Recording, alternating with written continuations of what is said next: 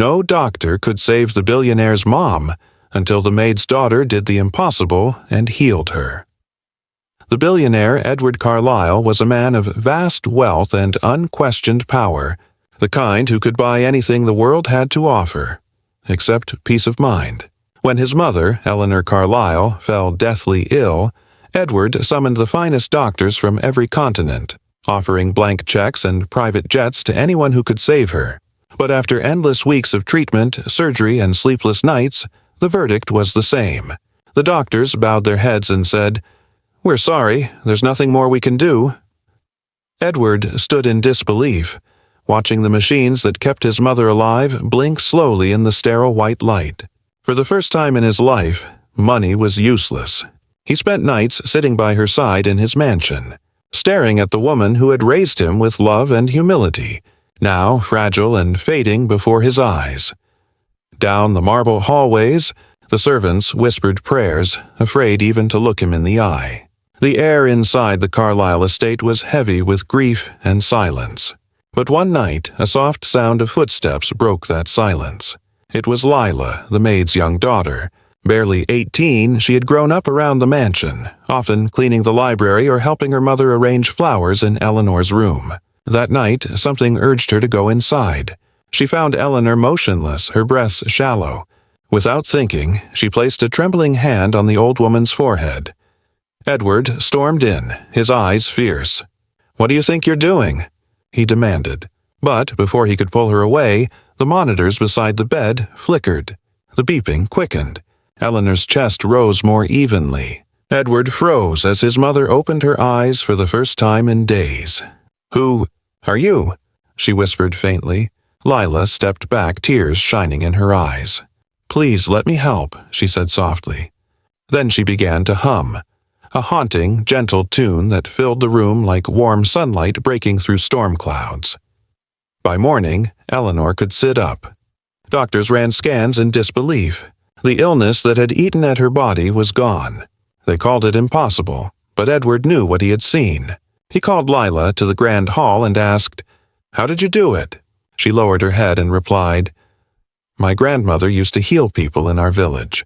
She said love is stronger than pain." For a long moment, Edward said nothing. The man who had spent billions chasing science realized that true healing sometimes came from something money could never buy: compassion. Weeks later, Eleanor walked the gardens again, her laughter echoing across the estate. Edward built a new medical foundation in Lila's honor, dedicated to healing through kindness and faith.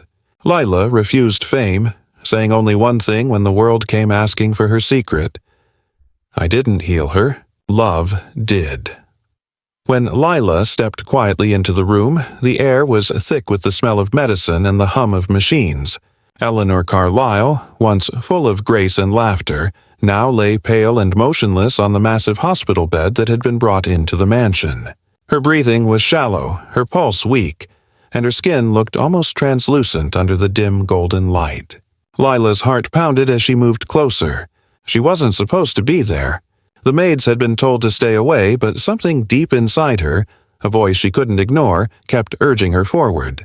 With trembling fingers, she reached out and gently touched Eleanor's forehead. Whispering a quiet prayer she remembered from her grandmother's stories, one meant to bring comfort to the suffering. At that exact moment, the door burst open. Edward Carlisle entered, his eyes sharp with fury and despair. "What do you think you're doing?" he shouted, his voice echoing across the room. The guards behind him froze, unsure whether to intervene. But before Edward could step forward, something unexpected happened. The monitor beside the bed let out a sharp beep. Eleanor's weak heartbeat began to strengthen. One by one, the machines that had been silent for days came alive, flashing green and steady. Edward stopped in his tracks, staring in disbelief. Lila's hand was still on his mother's chest, her lips moving in that same soft rhythm of ancient words. The temperature in the room seemed to shift, warmer, lighter, as if something unseen had awakened. Eleanor's eyes fluttered open, her gaze unfocused at first, then slowly settling on the girl before her. "Who are you?" she whispered weakly. Tears filled Lila's eyes, but she didn't answer. She just smiled gently and said, Please, let me help her." Her voice carried no fear, no hesitation, only calm faith. Edward, once skeptical of anything beyond science, felt a strange stillness inside him. He took a step back, unable to explain what he was witnessing. The doctors, who had earlier pronounced Eleanor beyond saving, rushed in, checking the monitors, muttering in confusion. Everything about Eleanor's condition defied medical logic. Her heart rate was steady, her breathing strong, her color returning as if life had been breathed back into her body. For minutes, that felt like eternity. Lila continued to hum that melody, a song older than anyone in that room could remember. The entire mansion seemed to hold its breath. Edward's anger melted into awe, replaced by something he hadn't felt since childhood. Hope. When Lila finally stepped away, Eleanor was sitting upright, her frail hands gripping the sheets, her eyes bright with recognition. She looked at her son and whispered, "It's all right now." Edward fell to his knees beside her bed, tears rolling down his face. He looked up at Lila, this quiet maid's daughter who had somehow done what the world's greatest doctors could not.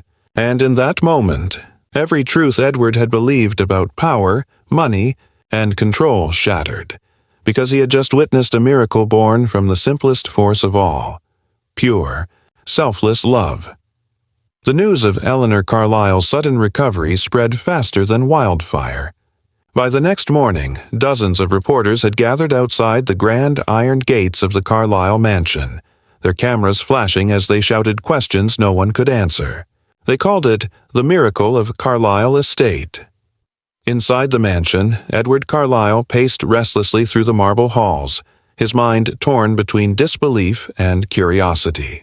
His mother, who had been declared beyond saving by the world's best doctors, was now walking, talking, and smiling as if she had never been ill at all. He demanded answers, calling in specialists and ordering every test imaginable: scans, DNA samples, and full medical analyses. But the results came back the same each time. Eleanor Carlisle was perfectly healthy. There was no trace of her disease, no logical explanation, no medical reason. That evening, Edward called for Lila and her mother to come to the main living room. The fire crackled softly in the fireplace as Lila stood nervously beside her mother, clutching her hands together. She had never been this close to Edward before. To her, he had always been an untouchable figure, a man of authority and distance. But tonight, when he looked at her, there was no arrogance in his eyes, only a quiet, searching curiosity. "Tell me," he said slowly, his voice calm but trembling with emotion. "How did you do it?" Layla glanced at her mother, who nodded gently, encouraging her to speak. Her voice was soft but steady as she said, "My grandmother used to heal people back in our village. She told me it was never magic or power, it was faith and love. Your mother didn't need more medicine, sir. She needed peace, forgiveness, and warmth. I only did what my heart told me to." Her words filled the massive room, echoing against the stone walls, simple yet profound. Edward sat back in his chair, stunned. For years, he had believed that everything in life could be controlled, fixed, or bought. Yet this young girl, with nothing but kindness in her heart, had accomplished something his fortune never could. He leaned forward, studying her face, trying to find any sign of deceit.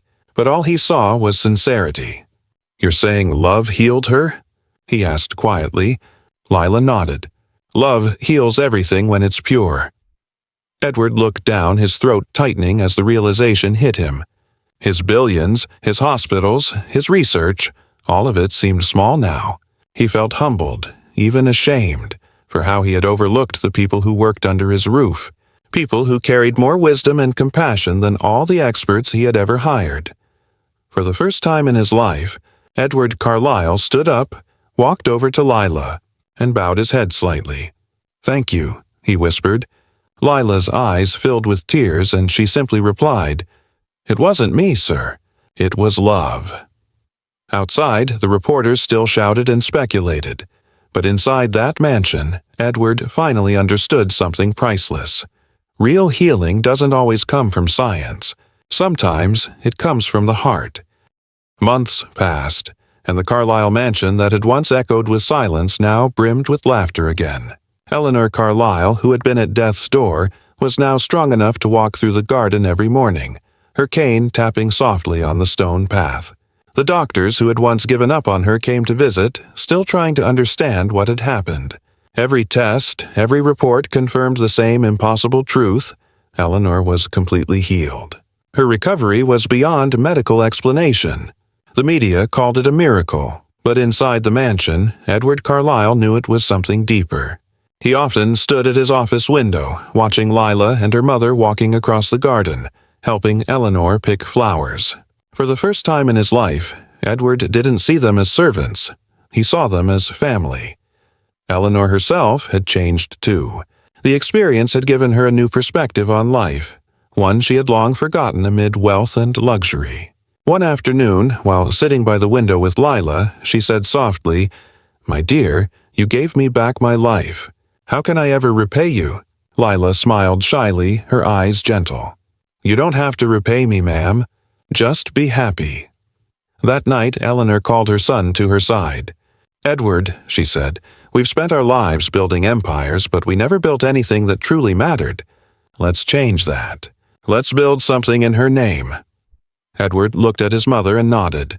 The next morning, plans began for the Lila Foundation, a center that would provide care, food, and shelter for the poor, built on love, not profit. When the news broke, the world was astonished. The story of the girl who healed the billionaire's mother became global. Reporters from every major network wanted to interview Lila, but she refused all attention. Fame didn't interest her. Whenever journalists showed up at the mansion gates, she would politely say, "I didn't heal her. Love did." That one sentence became legendary, quoted in newspapers and talk shows across the world.